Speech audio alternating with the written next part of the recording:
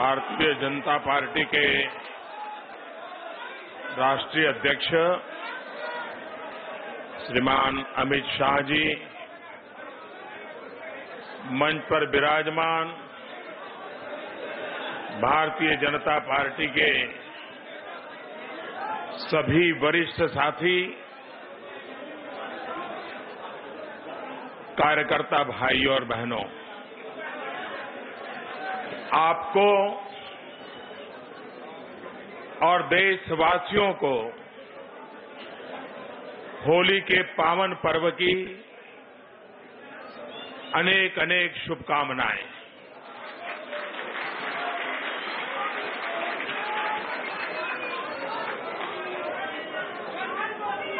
भारत में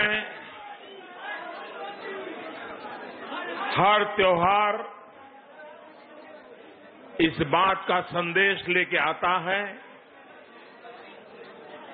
हमें बार बार स्मरण कराता है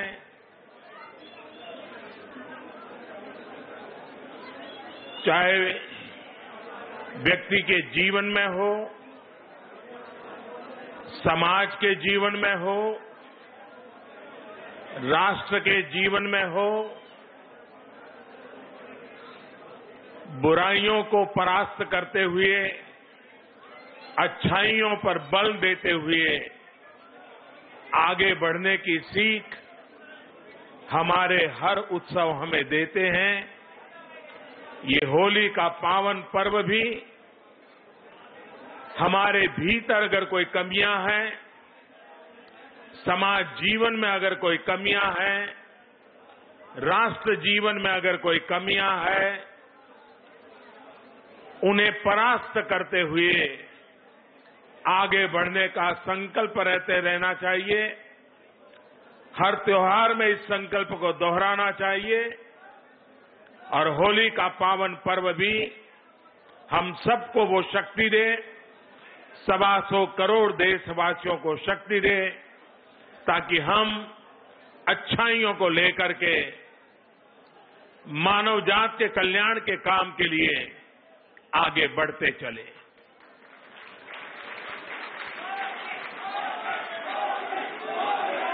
साथियों, लोकतंत्र में चुनाव सरकारें बनाने का तो काम होते ही है, लेकिन लोकतंत्र में चुनाव एक लोक शिक्षण का महापर्व होता है। लोकतंत्र के प्रति प्रतिबद्धता और अधिक गहरी होती जाए, लोकतंत्र के प्रति सामान्य मानवीय का विश्वास सिर्फ मतदान तक सीमित न रहे, राष्ट्र निर्माण में उसकी भागीदारी बढ़ती चले। भारत जैसे देश के लिए बहुत आवश्यक है। जिस प्रकार से हमारे देश में मतदान का प्रतिशत बढ़ रहा है, उत्साह उमंग के साथ लोकतंत्र के इस पर्व को मनाने में राजनीतिक दलों के सिवाय भी लोग जुड़ते चले जा रहे हैं। मैं इसे लोकतंत्र की दृष्टि से एक शुभ संकेत मानता हूं। और जब कभी कभार विजय होने के अनेक कारण होते हैं, लेकिन अकल्पनीय भारी मतदान के बाद अकल्पनीय भारी विजय होता है, वो पॉलिटिकल पंडितों के लिए विचार करने के लिए मजबूर कर रहा है।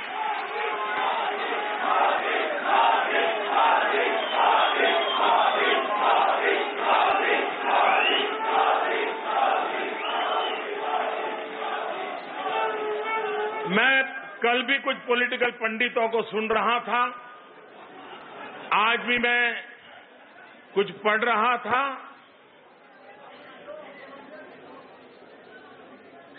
इस देश में इमोशनल इश्यूज पर, चुनावों पर वेव भी दिखाई दिए हैं,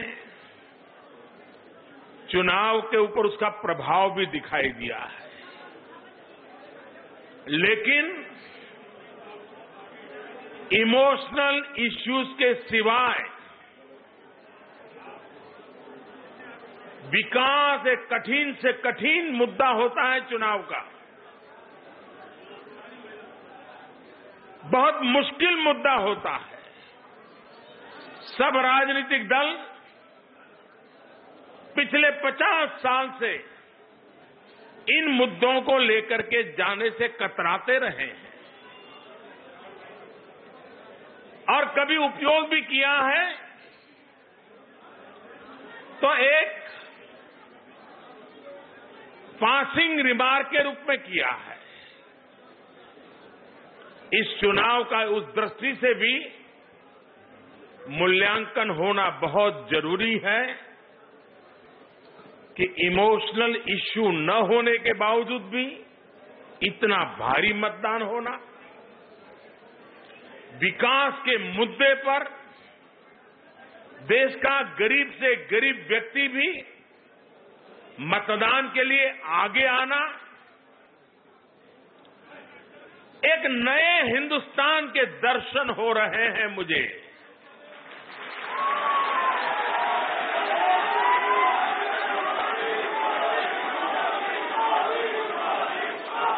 और मैं इन 5 राज्यों के चुनाव को और विशेषकर उसमें उत्तर प्रदेश, जो कि भारत को दिशा देने की, ताकत देने की, प्रेरणा देने की सर्वाधिक क्षमता रखता है, इतना बड़ा प्रदेश है, वहां जब चुनाव के नतीजे आए हैं तब इन 5 राज्यों के चुनाव को नए हिंदुस्तान की एक नई नींव के रूप में मैं देख रहा हूं।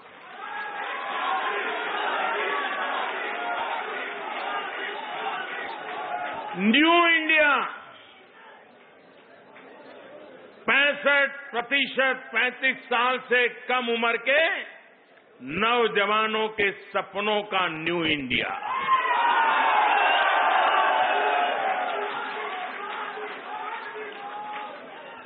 अभूतपूर्व रूप से जागरूक महिला समूहों का सपनों का न्यू इंडिया।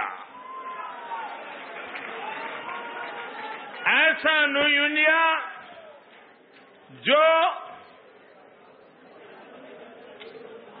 देश के गरीबों में कुछ पाने की इच्छा के बजाय कुछ करने की इच्छा के लिए, अवसर के लिए खोज, ये अपने आप में एक बहुत बड़ा बदलाव है। देश का गरीब भी आप कुछ दे दो, आप मुझे अच्छे लगोगे, इस मानसिकता को छोड़ चुका है। गरीब कहता है मैं अपने बलबूते पर आगे जाना चाहता हूं, आप मेरे लिए अवसर उपलब्ध करा दीजिए, मेहनत मैं करूंगा।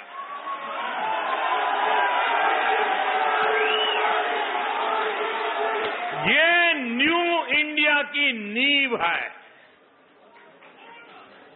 और इसलिए इस चुनाव में कौन जीता कौन हारा, हमने किसको परास्त किया, किसको क्या किया, मैं इस दायरे में सोचने वालों में से नहीं हूं।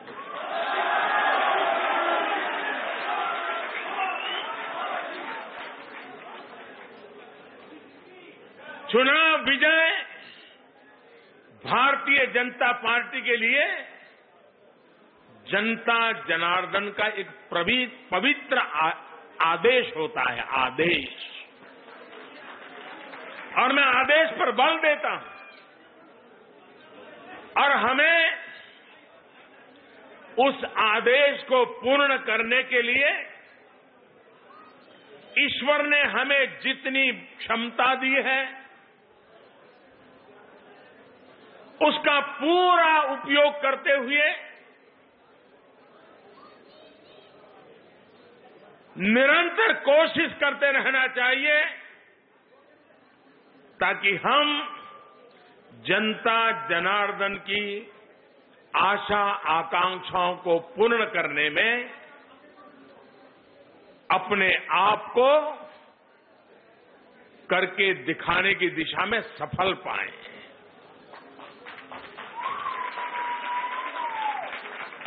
विजय पेड़ भी हमें सिखाता है, पौधे भी हमें सिखाते हैं। कोई भी पेड़ कितना भी ऊंचा क्यों न हो, लेकिन जैसे ही फल लगते हैं वो झुकने लग जाता है।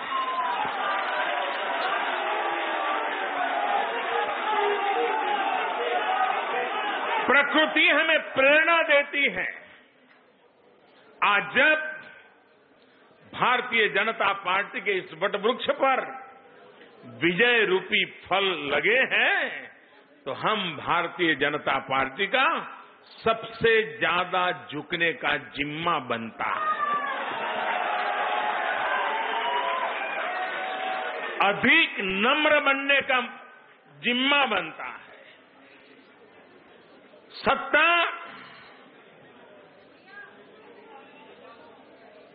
ये पद की शोभा का हिस्सा नहीं होती है। सत्ता सेवा करने का एक अवसर होती है। इस बात को लेकर हमें चलना है। हमने कई बार विजय प्राप्त किए हैं। 4-4 पीढ़ियां इस काम के लिए खप गई है। अटल जी, अडवाणी जी, कुशाभाऊ, जना कृष्ण मूर्ति जी, अनगिनत लोग जिन्होंने अपने जीवन को, अपनी जवानी को इस विचार को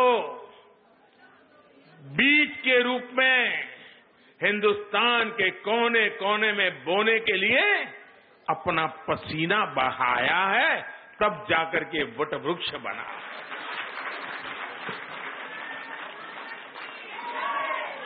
लक्षावधि कार्यकर्ताओं ने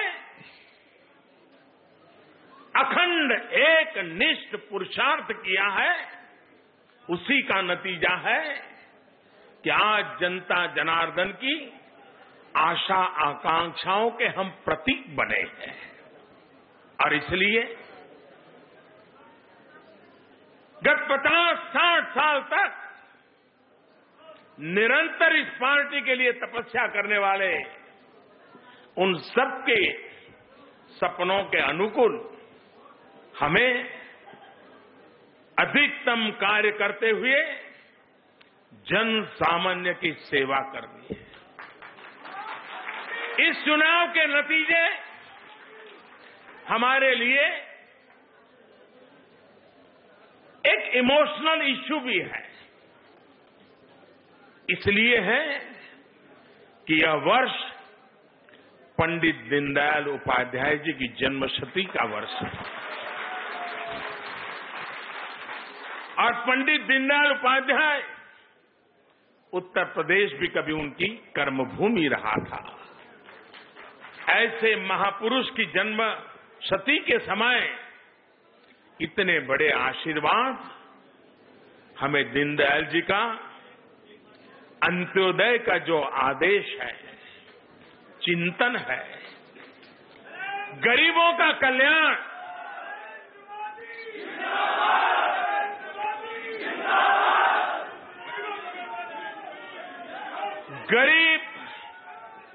गरीब में सामर्थ्य मैं देख पाता हूं। मैं देश के गरीबों की शक्ति को पहचान पाता हूं और राष्ट्र के भविष्य के निर्माण में जितना ज्यादा गरीबों को अवसर मिलेगा उतना ज्यादा देश तेज गति से आगे बढ़ेगा।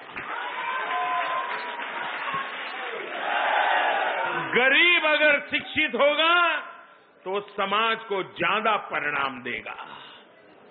गरीब को अगर कार्य का अवसर मिला तो देश के लिए ज्यादा करके दिखाएगा। और इस देश की एक सबसे बड़ी ताकत वो हमारे देश का गरीब है। कभी कभी आज मध्यम वर्ग के लोगों को ज्यादा बोझ झेलना पड़ता है। कर भी मध्यम वर्ग को ज्यादा देना पड़ता है, नियमों का पालन भी मध्यम वर्ग को ज्यादा करना पड़ता है, समाज की सब मर्यादाओं का पालन भी मध्यम वर्ग को करना पड़ता है। सारे आर्थिक बोझ भी क्वांटम के रूप से देखें तो सबसे ज्यादा मध्यम वर्ग का व्यक्ति वहन करता है। उस पर यह बोझ कम होना चाहिए। मध्यम वर्ग पर जो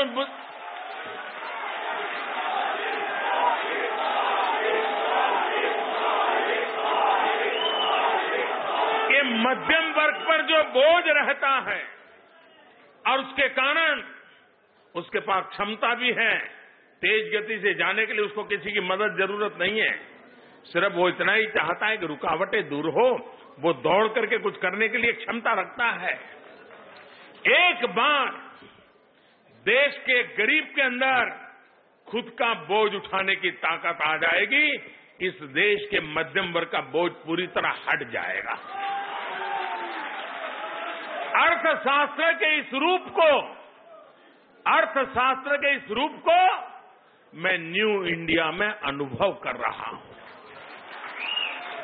और एक बार देश के गरीब की ताकत, देश के मध्यम वर्ग के सपने, इनको अगर मिला लें तो इस देश को दुनिया में नई ऊंचाइयों पर ले जाने से कोई रोक नहीं सकता। और इसलिए भाइयों बहनों, जितने भी चुनाव हुए हमारे देश में, लगातार भारतीय जनता पार्टी का समर्थन बढ़ता गया है।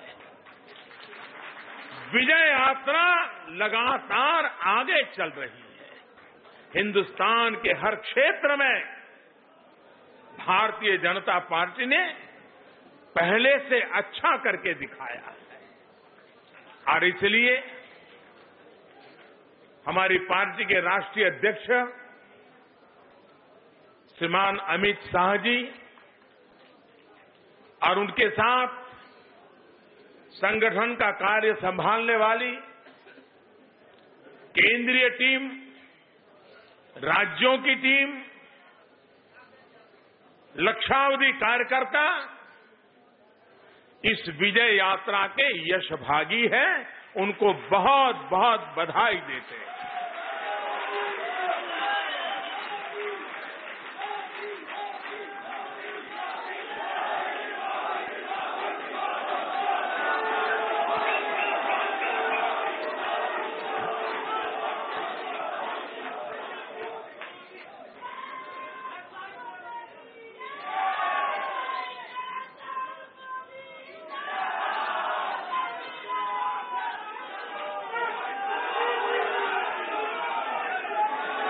अमित भाई ने पार्टी के अध्यक्ष के रूप में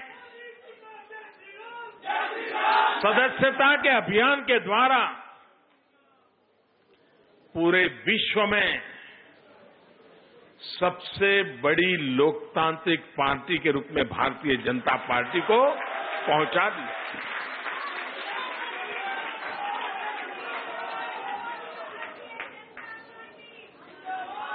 चुनाव जीतना एक बात है, लेकिन लोकतांत्रिक ढंग से समाज के हर तबके में, भारत के हर भूभाग पर भारतीय जनता पार्टी को पहुंचाना, ये भी लोकतंत्र की एक बहुत बड़ी सेवा है। और हम सबने भी गर्व के साथ दुनिया में जहां जाए वहां, दुनिया में जिसे भी मिलने का मौका मिले उन्हें सीना तान के कहना चाहिए कि हम उस पार्टी के सदस्य हैं जो विश्व में सबसे बड़ा संगठन है।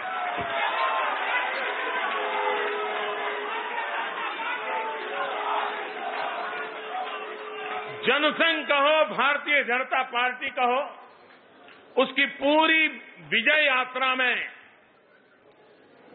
सबसे अधिक जनसंख्या की सेवा करने का आज अवसर भारतीय जनता पार्टी को उपलब्ध हुआ है। केंद्र के द्वारा भी, राज्यों के द्वारा भी और स्थानीय स्वराज निकायों के द्वारा भी,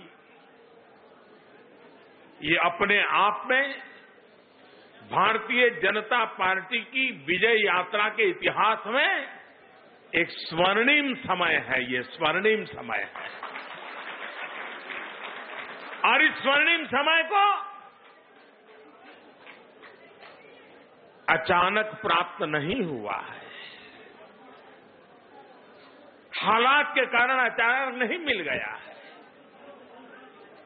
कठोर परिश्रम से, त्याग, तपस्या से, सार्वजनिक जीवन की मर्यादाओं का पालन करते हुए लक्षावधि लोगों ने 4-4 पीढ़ी तक अखंड एक निष्ठ पुरुषार्थ करके आज यहां हम पहुंचे हैं।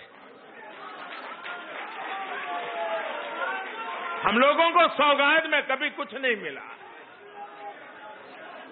और हमें इसका गीला शिकवा भी नहीं है, क्योंकि हम समाज के लिए कुछ करना चाहते हैं, देश के लिए कुछ करना चाहते हैं, इस संकल्प के साथ निकले हुए लोग हैं।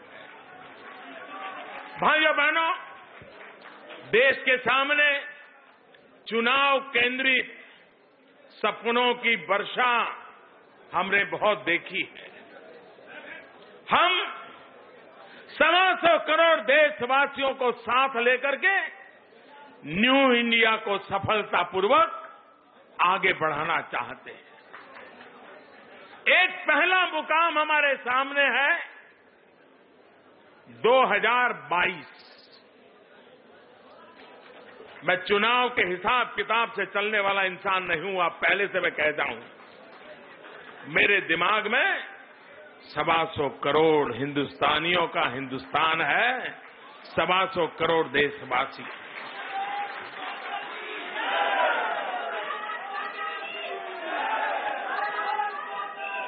दो 2022 भारत की आजादी के 75 साल होंगे। 75 साल में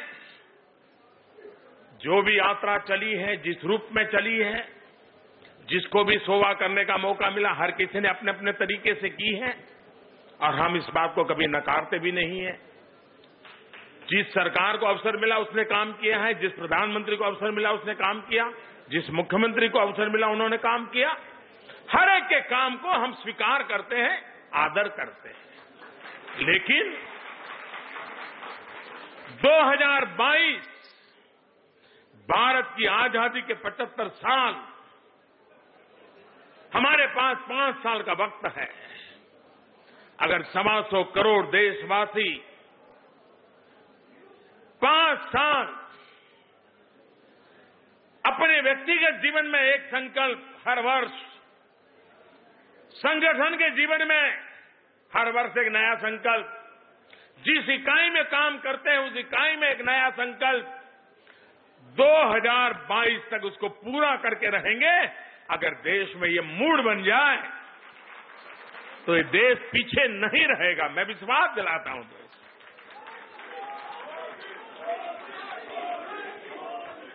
और इसको बल मिला है इस चुनाव नतीजों से। 2022 के भारत के सपनों को पूरा करने के लिए 125 करोड़ देशवासियों में एक विकास का जो आंदोलन पैदा करना है, इस सपनों के लिए कुछ कर गुजरने की एक जो तैयारी करनी है, माहौल बनाना है, हर इंसान को जोड़ना है, उसको बल देने का काम इन 5 राज्यों के चुनाव नतीजों ने किया है।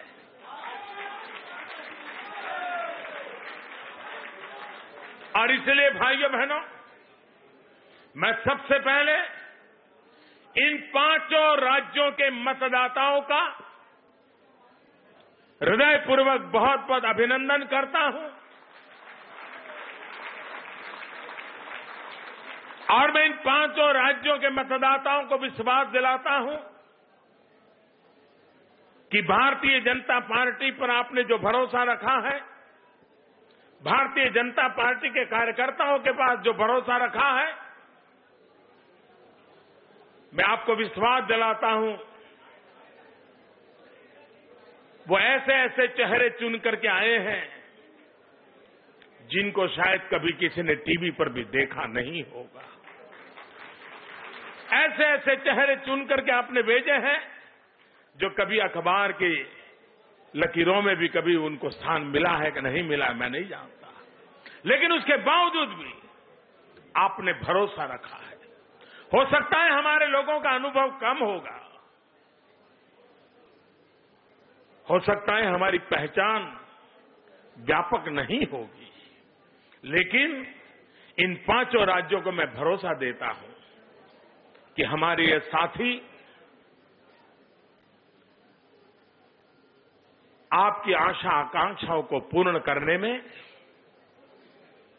कोई कमी नहीं रखेंगे।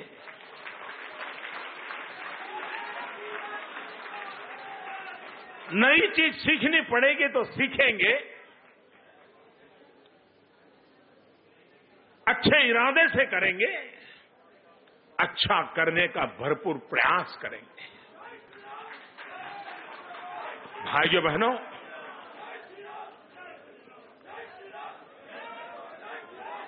आज हम जिन सपनों को लेकर के चल रहे हैं, तब मैं आज फिर एक बार स्मरण दिलाना चाहता हूं। इसी 11 अशोका रोड पर 2014 में यही वरिष्ठ टीम मंच पर बैठी थी और भारतीय जनता पार्टी का संकल्प पत्र, जो पॉलिटिकल फील्ड में घोषणा पत्र कहते हैं, भारतीय जनता पार्टी उसे संकल्प पत्र मानती है, उसका जब देश की जनता के सामने प्रस्तुत करने का अवसर था, उस दिन मैंने एक बात कही थी। खैर, कुछ चीजें ऐसी होती हैं कि उस समय पर समझ नहीं पाते हैं लोग, उनकी सीमा रहती है या समझना चाहते नहीं है। तो मैंने उस दिन जो कहा था उसको बहुत गलत अर्थ में लिया गया था और इतना गलत कर दिया गया था कि कोई दोबारा बोलने की हिम्मत न करे। लेकिन आज जब सरकार को 2.5 साल से ज्यादा समय हो गया है, एक प्रकार से 5 साल के कार्यकाल के बीच पड़ाव पर हम खड़े हैं, तब मैं 125 करोड़ देशवासियों के सामने मेरी ही उस बात को दोहराने की हिम्मत करता हूं।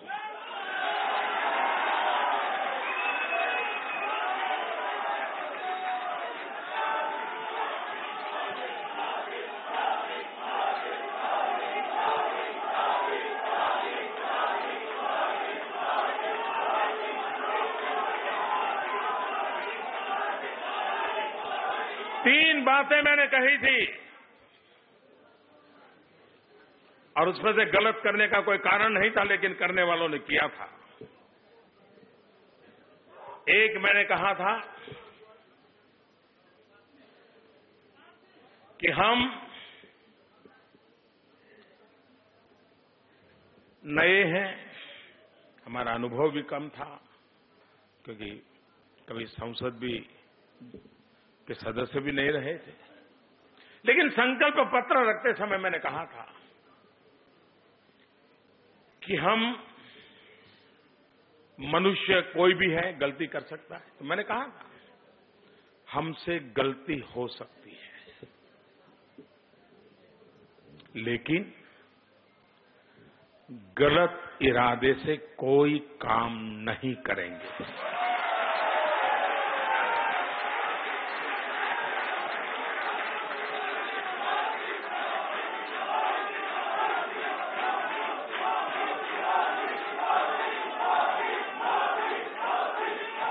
दूसरी बात मैंने कही थी,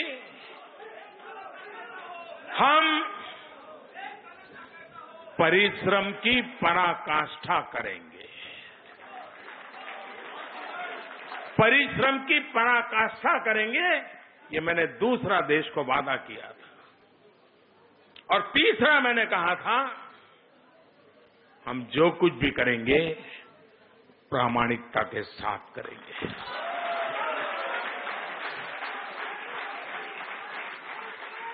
मुझे खुशी है साथियों कि ये एक ऐसा प्रधानमंत्री है जिस पर ये पूछा जाता है कि इतना काम क्यों करते हो,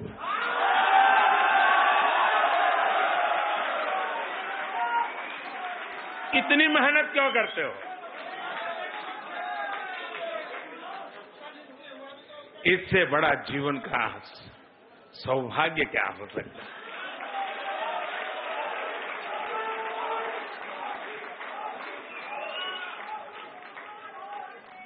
मैं फिर एक बार पांचों राज्यों के मतदाताओं को, वहां के नागरिकों को हृदय से बहुत बहुत धन्यवाद करता हूं, हम पर विश्वास रखने के लिए। और ये बात मैं कहना चाहूंगा कि लोकतंत्र में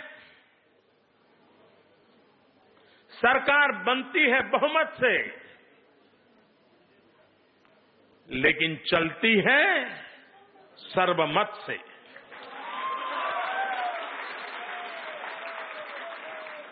और इसलिए भारतीय जनता पार्टी की सरकार, जिन्होंने वोट दिया है उनकी भी है, जिन्होंने वोट नहीं दिया उनकी भी है। जो साथ चले उनकी भी है, जो सामने रहे उनकी भी है। सरकार को कोई भेदभाव करने का हक नहीं है और न ही भारतीय जनता पार्टी ऐसे किसी हक को स्वीकार करती है। और इसलिए वोट दिया न दिया वो चुनाव नतीजों तक ठीक है, उसके बाद उत्तर प्रदेश है तो सब पे सब उत्तर प्रदेश की वो सरकार है, वो सरकार सब उत्तर प्रदेश वासियों के लिए। मणिपुर की सरकार है, गोवा की सरकार है, पंजाब की सरकार है, उत्तराखंड की सरकार है। सरकार सबकी होती है, सबके लिए होती है और सबको साथ लेकर के चलने के लिए होती है। इस पवित्र विचार को लेकर के ही हम काम करते आए हैं, काम करते रहेंगे और हम जितने नए अवसर मिलेंगे, हर नए अवसर में न्यू इंडिया बनाने के लिए, नए हिंदुस्तान को बनाने के लिए, न्यू हिंदुस्तान के लिए कोई कसर नहीं छोड़ेंगे। ये मैं देशवासियों को विश्वास देता हूं। फिर एक बार आप इतनी बड़ी संख्या में आए, विजयश्री के बाद देशवासियों को मेरे भाव व्यक्त करने का आपने अवसर दिया, मैं आपका बहुत बहुत आभारी हूं। फिर एक बार अमित शाह उनकी टीम को हृदय से बहुत बहुत अभिनंदन। मेरे साथ बोले भारत माता की, भारत माता की, भारत माता की, भारत माता की, भारत माता की, भारत माता की, भारत माता की। वंदे वंदे वंदे वंदे वंदे वंदे वंदे वंदे वंदे वंदे वंदे वंदे